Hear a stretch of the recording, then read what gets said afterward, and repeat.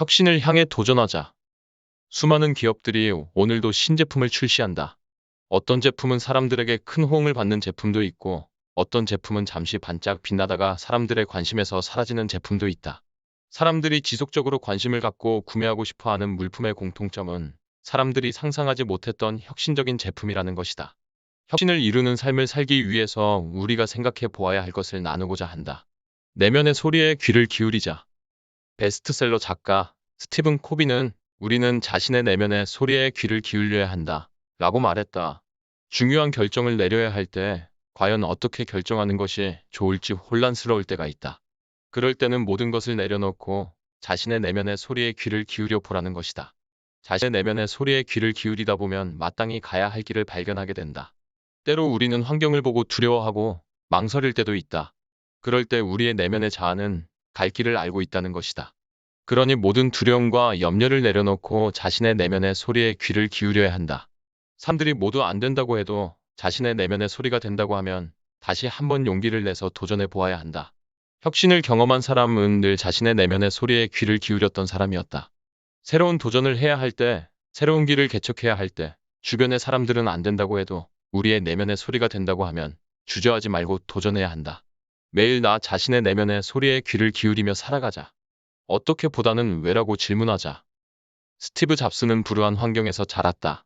그는 미혼모에게서 태어났다.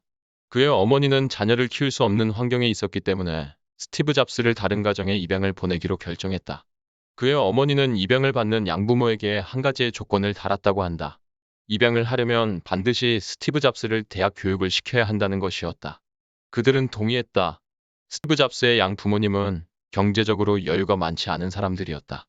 그럼에도 불구하고 그들은 스티브 잡스에게 좋은 교육을 시키고 싶어서 미국의 사립대학교인 라이스 대학에 그를 입학시켰다. 스티브 잡스가 대학교에 입학을 하고 보니 자신을 위해서 비싼 사립대학교에 등록금을 4년 동안 양부모님이 지불했다가는 큰 빚을 져야 할 것을 알게 되었다. 그래서 스티브 잡스는 학교를 중퇴하기로 결심했다. 그는 수업료를 내고 학교 수업을 듣는 대신에 친구의 기숙사의 방에서 지내면서 학교에서 개설하고 있는 캘리그래피 강좌를 청강했다. 누가 알았겠는가? 스티브 잡스가 당시에 배웠던 캘리그래피 글씨체가 나중에 그가 만든 매킨토시 컴퓨터의 아름다운 글씨체의 근거가 되었다는 사실을. 우리가 아는 대로 스티브 잡스는 애플 회사를 만들어 크게 성공을 했고, 그는 한 대학에서 졸업생들에게 강연을 하면서 유명한 강연을 했다. Stay hungry, stay foolish. 어리석은 자로 남으라, 굶주린 자로 남으라는 말이다. 어리석기 때문에 끝없이 배우고 질문해야 하고, 배고프기 때문에 채우려고 노력하라는 것이다. 그의 정신을 한 문장으로 요약한 것이다.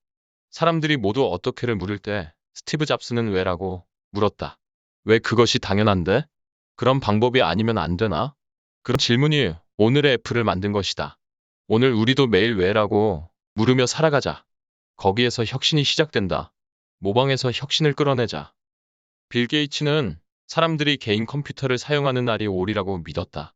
당시의 컴퓨터는 방 하나 전체를 채워야 할 만큼 크기가 컸지만 점차 컴퓨터의 크기가 작아지고 개인적으로 사람들이 컴퓨터를 사용하는 날이 올 것이라고 그는 믿었다. 결국 그의 예상대로 개인 컴퓨터의 시대가 열렸다. 그는 개인 컴퓨터를 작동하기 위해서는 사람들이 쉽게 쓸 수 있는 소프트웨어가 필요하다고 생각했다. 그는 MS-DOS라는 프로그램을 만들었다. MS-DOS 프로그램을 쓰려면 모든 명령어를 외우고 있어야 했기 때문에 많은 불편이 따랐다. 그때 스티브 잡스가 개발한 매킨토시 컴퓨터가 나왔다. 매킨토시 컴퓨터는 명령어를 직접 수작업으로 작성하는 것이 아니라 화면에서 마우스로 클릭만 하면 되니 사용하기가 아주 간단했다. 빌 게이츠도 얼마 있지 않아서 매킨토시 컴퓨터와 같이 화면에서 클릭만 하면 운영을 할 수 있는 소프트웨어로 바꾸었다. 그는 그 프로그램의 이름을 윈도우스라고 불렀다. 빌 게이츠가 매킨토시와 같이 화면에서 마우스로 클릭을 하면 운영을 할 수 있는 운영체계인 윈도우스를 만들었다고 했을 때 스티브 잡스는 빌 게이츠가 모방장이라고 엄청나게 화를 냈다고 한다. 그러나 빌 게이츠는 모방을 두려워하지 않았다. 그는 모방에서 끝나지 않고 모방에서 혁신을 끌어냈다. 이후에 많은 사람들의 개인 컴퓨터에는 윈도우스가 설치되게 된 것이다. 만약 빌 게이츠가 매킨토시가 나왔을 때 자신의 명령 입력 방식인 MS-DOS만을 고집하고 윈도우스 같은 체제를 운영하지 않았으면 어떻게 되었을까? 수많은 사람들이 사용하기에 편리한 매킨토시를 선택했을 것이고 마이크로소프트는 지금과 같은 시장을 차지하지 못했을 것이다. 우리는 눈을 크게 뜨고 귀를 열고 살아야 한다. 다른 사람이 가진 생각을 내 것으로 만들고 그 위에서 더 큰 혁신을 향해 도전해 나가는 태도가 필요하다. 오늘도 경청해 주셔서 감사합니다.